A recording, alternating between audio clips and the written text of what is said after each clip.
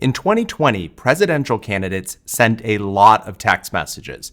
Luckily for us, IMGE put together a little study where they opted into all the presidential text messaging campaigns and put together some interesting statistics. These are 8 interesting things that they learned about presidential election text messages.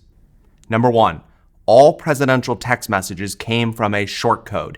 A short code is a 5 to 6 digit phone number, so like 12345 or 12346, unlike a 10 digit phone number.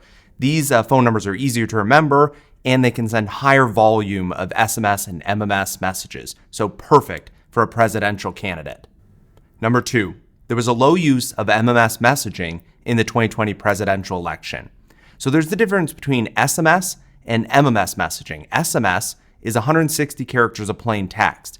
MMS can include an image, a GIF, a video, and then up to 5,000 characters of text. So big difference. But what they saw in the election in 2020 was the majority of presidential campaign messages were SMS messages rather than MMS messages.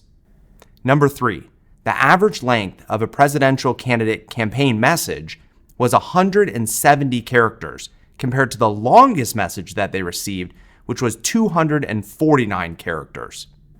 Number 4, out of all the text messages that they received from presidential candidates in 2020, 67% of them had a hyperlink in the message. The other ones, they did not.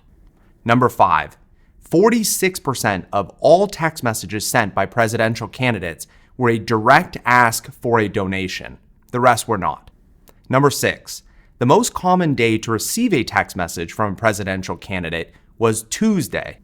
Number 7, the least common day to receive a text message from a presidential candidate was Sunday. Number 8, and the last one. So between 2 and 2:30 Eastern Time was the most likely time to receive a text message from a presidential candidate. As I said at the start of this video, a lot of text messages were sent in the 2020 presidential election. Hopefully these 8 things help you understand more what was sent, how it was sent, and when it was sent. For more information, click the link in the video below.